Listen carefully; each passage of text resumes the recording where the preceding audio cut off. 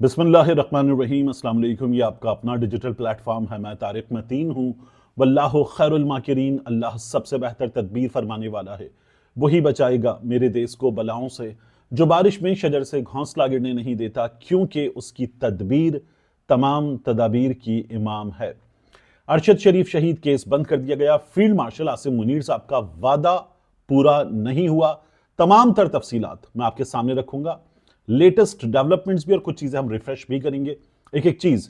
और ये बहुत अहम मामला है, बहुत अहम वीडियो है, तो आखिर तक देखिएगा।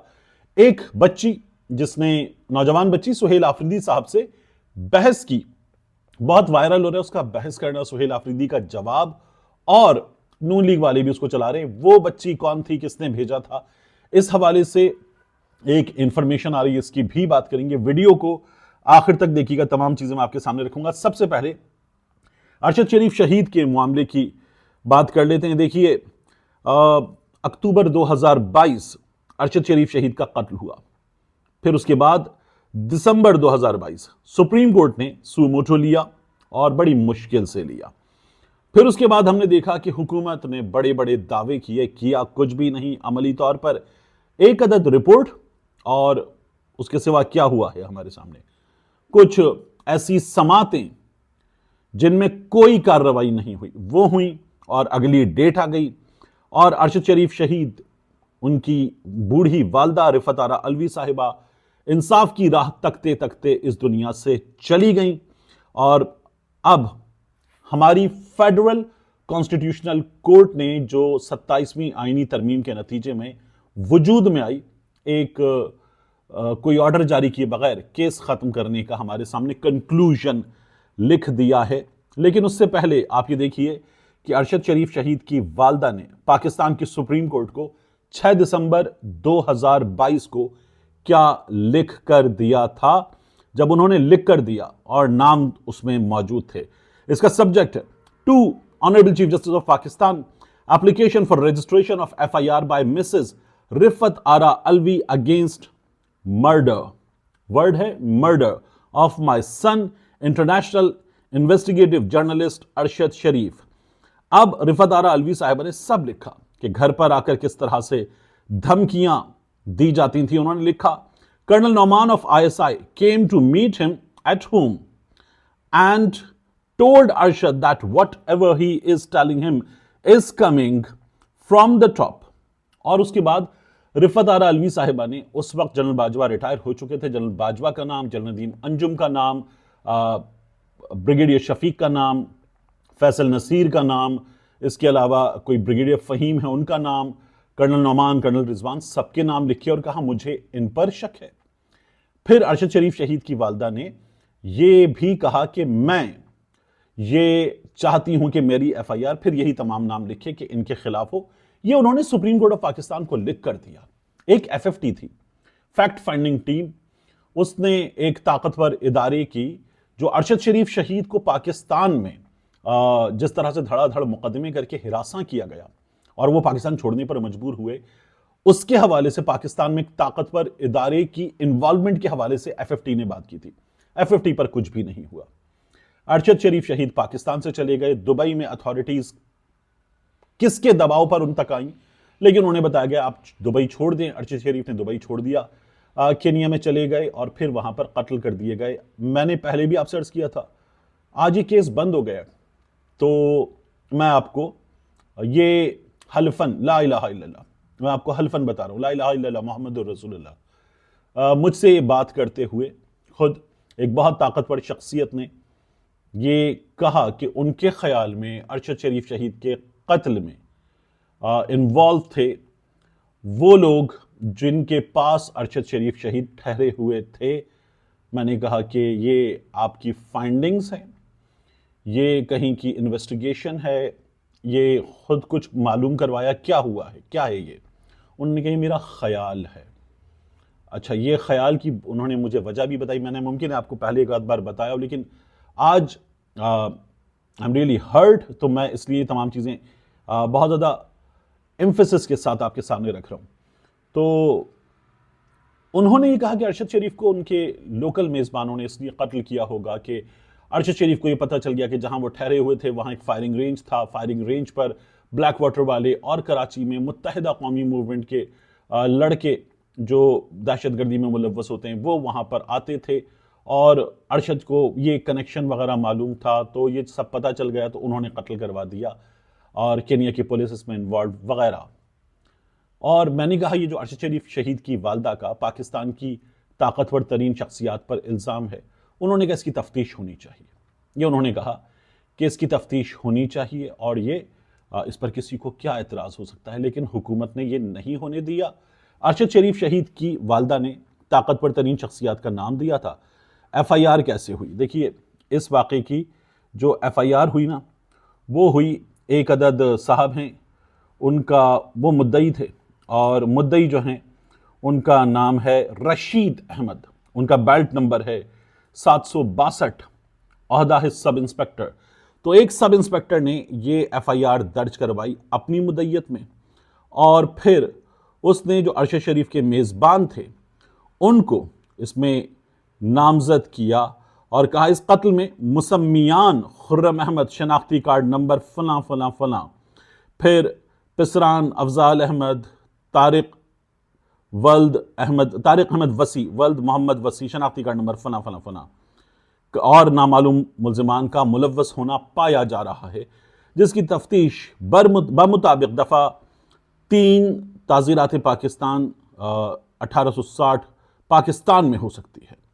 लिहाजा सूरत जुर्म 302/34 ताज़ीरात पाकिस्तान पाई जाकर रिपोर्ट इत्तलाई हाजा मुरत्तब, ये जो पुलिस की लैंग्वेज होती है। ये हुआ। अब देखिए, इन तमाम चीज़ों के साथ हामिद मीर साहब ने भी पाकिस्तान की अदालत से रुजू किया और पाकिस्तान की अदालत से जब हामिद मीर साहब ने रुजू किया तो उसमें भी केस साल भर लटका रहा, कुछ भी नहीं हुआ। अब उसके बाद क्या हुआ? फील्ड मार्शल आसिम मुनीर साहब रिफत आरा अलवी साहिबा से मिलने गए और वो थी AFIC में, armed forces institute of cardiology में, वहाँ ज़ेर इलाज थी और वहाँ पर वो पहुँचे। अरशद शरीफ की बेटी भी वहाँ पर मौजूद थी और वहाँ आसिम मुनीर साहब ने उनसे वादा किया कि मैं आपसे वादा करता हूँ कि मेरा खुद का भी ज़ाती तौर पर बड़ा अच्छा ताल्लुक़ था। अरशद शरीफ साहब ने अपनी वीडियो में आसिम मुनीर साहब की बड़ी तारीफ़ की थी एक वीडियो में कि हाफिज़ हैं और ये जो है वो प्रोबेबल भी हैं, जो आर्मी चीफ बन सकते हैं, उस वक्त बात की थी।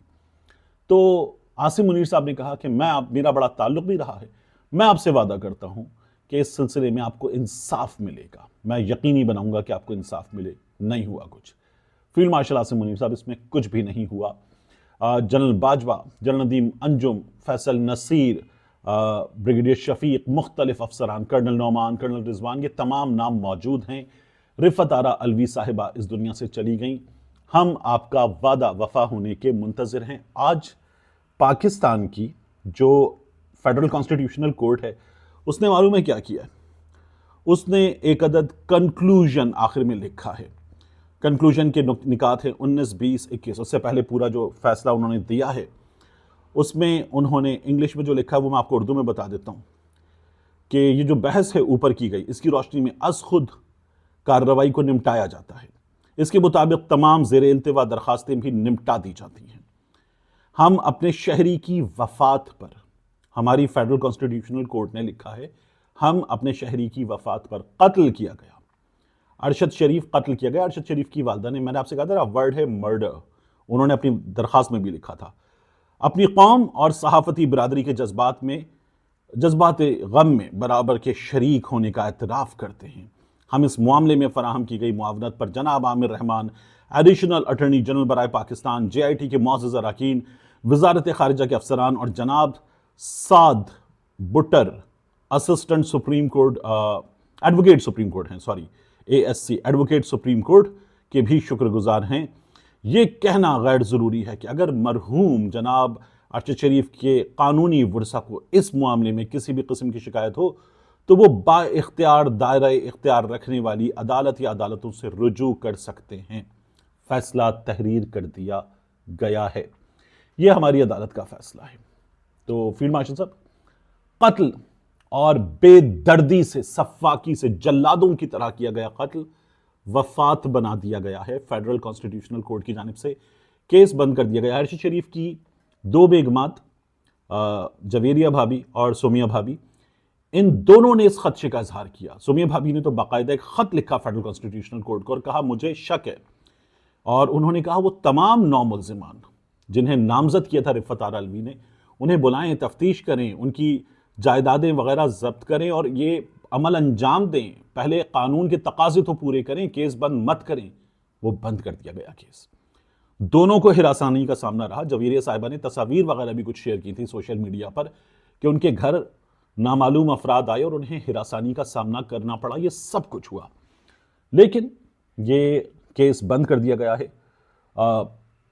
मैं दुआ करता हूं कि हमारे ये मुंसिफ हैं, अल्लाह सबको सलामत रखे, लेकिन हमारे ये मुंसिफ है, अगर इनके साथ ऐसा कोई जुल्म होता है तो इन मुंसिफों को ऐसे ही जजेस मिले, इन मुंसिफों को बिल्कुल ऐसे ही जजेस मिले, क्योंकि अल्लाह के घर तो इंसाफ हो जाएगा, लेकिन यहां इन मुंसिफों को बिल्कुल ऐसे ही जजेस मिलने चाहिए। आमीन। और फील्ड मार्शल साहब, आपको अपना वादा पूरा करना चाहिए। अब इसके बाद बात है जावेद हाशमी साहब की। जावेद हाशमी साहब जो जाहिर है कि बड़े नक्काद हैं इस सिस्टम के, इस हुकूमत के, जो मुदाखलत है सियासत में उसके, और वो फील्ड मार्शल आसिम मुनीर साहब पर भी बड़ी कड़ी तनकीद करते हैं। जावेद हाशमी साहब के घर पर छापा मारा गया मखदूम रशीद में, उनके दामाद को गिरफ्तार कर लिया गया उसके बाद, और उनके नवासे को चोट आई उस पूरी एक्टिविटी में। उसके बाद जावेद हाशमी साहब के दामाद पर हमें यह पता चला कि बिजली चोरी का मुकदमा डाल दिया गया है कि वो बिजली चोरी कर रहे थे। ये है जो उनके दामाद हैं वो भी बैरिस्टर हैं, उनके साथ ये हुआ तो हो गया। अब जावेद हाशमी साहब ने एक पैगाम सोशल मीडिया पर शेयर किया है। वो कहते हैं मुझे पैगाम मिला है कि मुझे किसी एक्सीडेंट के जरिए कत्ल कर दिया जाएगा, मेरी बेटियों को जलील और रुस्वा किया जाएगा, जितना कर सकते हैं किया जाएगा, यानी कत्ल कर देंगे, जलील और रुस्वा कर देंगे, जो कर सकते हैं कर लेंगे। मैंने इस पर सोचा, क्या जावेद हाशमी का खानदान अहले बैत अतहार से ज्यादा मुकद्दस है? जावेद हाशमी अपना सर सुन्नत हुसैन पर चलते हुए पेश करेगा। बीबी ज़ैनब सलामुल्लाह अलैहा को नंगे सर दरबार यजीद में पेश किया गया। जावेद हाशमी की बेटियां भी बीबी ज़ैनब के नक्शे कदम पर चलेंगी। जब तक यजीद के पैरोकार जिंदा हैं तब तक हुसैन इब्ने अली के पैरोकारान इनका मुकाबला करेंगे। ये जावेद हाशमी साहब ने लिखा है। जाहिर है कि जो कुछ हो रहा है, हुकूमत पंजाब हुई, दीगर सेटअप के पुर्जे हुए, इस वक्त जो हो रहा है उसके बारे में बैनुल-अक़वामी सतह पर भी आवाज़ बुलंद होती है, लेकिन हुकूमत पंजाब बार बार ये बताती है कि इस वक्त तरक्की का सफ़र है और ये सब कुछ तरक्की के सफ़र को रोकने के लिए किया जा रहा है। उस तरक्की के सफ़र के एविडेंसेस हम अभी तक ढूंढ रहे हैं, लेकिन तरक्की के सफ़र के दावे बहुत ज़बरदस्त, बहुत ज़ोर शोर के साथ किए जा रहे हैं। दूसरी जानिब बडियाला के बाहर वही सूरत हाल है। मंगल का दिन जो मुलाकातें ना कराने का दिन है, जुमेरात का दिन जो मुलाकातें ना कराने का दिन है, वो फिर आ गए हैं। और मंगल के दिन आज वहां पर कारकुनों की, जब ये वीडियो आप देख लेंगे, अब मैं आपसे बोल रहा हूँ मुसलसल मुखातिब हूँ तो मैं अपडेट से कट गया हूँ। मुमकिन है जब आप ये वीडियो देख रहे हो तब तक अच्छी खासी गिरफ्तारियां हो चुकी हैं, कुछ गिरफ्तारियां हो चुकी थी। इमरान खान साहब की बहनें जो हैं वो सूरत हाल पे तशवीश का इजहार कर रही थी, और जो जाकर बुशरा बीबी की बेटी और उनकी भाभी महरुन निसा साहिबा मिलकर आए थे, उन्होंने बताया कि इमरान खान साहब की तबीयत कैसी थी, क्या हुआ था, और फिर इमरान खान साहब को पिम्स ले जाया गया था। वो तमाम तर सूरत हाल उन्होंने जब उनकी बुशरा बीबी से मुलाकात हुई है उसके बाद बता दी है। बुशरा बीबी से मुलाकात भी रोक दी गई थी, तो बुशरा बीबी से मुलाकात के हवाले से ये टेलीविजन प्रोग्राम्स में पूछा गया। जैसे मैं देख रहा था कि राना सनाउल्लाह साहब से पूछा गया तो उन्होंने कहा कि देखिए वो बाहर आते हैं और इमरान खान साहब ने जो कहा हो वो बताते हैं, अगर ये होगा तो फिर मुलाकातें तो नहीं होंगी। और ये जो लोग गए हैं ये वापस आए, इन्होंने आकर इमरान खान साहब ने अगर इनसे कोई बात भी की है तो वो बताई नहीं है, तो इसलिए ये मुलाकातें हो सकती हैं, ये हो जाएंगी। और इसका मतलब है कि राना साहब ये कह रहे हैं कि अंदर जाने वाले बाहर आकर अगर कोई बात नहीं करेंगे तो मुलाकातों का सिलसिला जारी रहेगा। ये हुकूमत ने हल निकाला है इमरान खान साहब से मुलाकातें करवाने के मामले में। आखिरी चीज, सुहेल आफरीदी साहब का मामला। देखिए, सुहेल आफरीदी साहब से एक बड़ी करारी बहस हुई एक बच्ची की, वो एक इवेंट में मौजूद थे पेशावर के निश्तर हॉल में। तो सुहेल आफरीदी साहब जो हैं वो स्टूडेंट से इंटरेक्ट कर रहे थे। वहां पर एक तालिबा ने उनसे बात की, बहस की और कहा कि दूसरे सूबों में तरक्याती काम हो रहे हैं, आपके सूबे में नहीं हो रहे, क्यों नहीं हो रहे। और सुहेल आफरीदी साहब ने उससे कहा कि इमरान खान का दिया गया शऊर है, पीटीआई का दिया गया शऊर है कि आप एक सीएम से ये बात कर रही हैं और ये हो रहा है, वगरना ये भी नहीं था। और सुहेल आफरीदी साहब ने उनको ये भी कह दिया कि गालिबन एएनपी से आपका ताल्लुक है या पता नहीं आपका किसी सियासी मुखालिफ सियासी जमात से ताल्लुक है, ये उनको नहीं करना चाहिए था। मगर हुआ क्या, पेशावर में सीनियर सहाफ़ी हैं फरजाना साहिबा, आज टीवी से वाबस्ता हैं। उन्होंने कहा कि पेशावर निश्तर हॉल में वज़ीर आला पंजाब, वज़ीर आला खैबर पख्तूनख्वा, वज़ीर आला खैबर पख्तूनख्वा सुहेल आफरीदी, वज़ीर आला खैबर पख्तूनख्वा सुहेल आफरीदी का तालिबा के साथ दिलचस्प मुकालमा। वो लिखती हैं, नोट, जानते हैं ये सवाल कहां से आया था? भोले बच्चे जाते हुए, यानी उन्होंने कहा कि जब ये बच्चे निकल रहे थे इवेंट के बाद, जाते हुए रिपोर्टर को गलती से कह गए कि ये क्लिप जरूर भेजिएगा क्योंकि डैश को भेजना है। अब उन्होंने डैश भरा नहीं है, उन्होंने नहीं लिखा होगा डैश में कौन है, लेकिन उन्होंने कहा ये क्लिप जरूर भेजिएगा क्योंकि डैश को भेजना है। तो सुहेल आफरीदी के इस इवेंट में ये जो चीज है इससे पता चल रहा है ये सवाल प्लांटेड था, करवाया गया था। अच्छा, इससे ज्यादा सख्त सवाल करना चाहिए, वो सुहेल आफरीदी हों, डीजीएसपीआर सब जाते उनसे सख्त सवाल करते हैं बच्चे, और करना चाहिए। मरियम नवाज हों, शहबाज शरीफ साहब तो ये मौके नहीं थे, लेकिन उनसे भी, इमरान खान से भी सख्त तरीन सवाल करना चाहिए। हमारे यहाँ तो नौजवानों ने परवेज मुशर्रफ, वक्त का डिक्टेटर, उसको नहीं छोड़ा, तो करना चाहिए, अच्छी बात है, यह आपका हक है कि आप सवाल करें। तो फातिमा ने कहा कि आपने कौन से तरक्याती काम किए हैं, 15 साल में हमने खैबर पख्तूनख्वा को यह शऊर दिया। सुहेल आफरीदी ने कहा, मेरी बहन यहां खड़े होकर सूबे के चीफ एग्जीक्यूटिव से सवाल कर रही है। यह सुहेल आफरीदी साहब का जवाब था।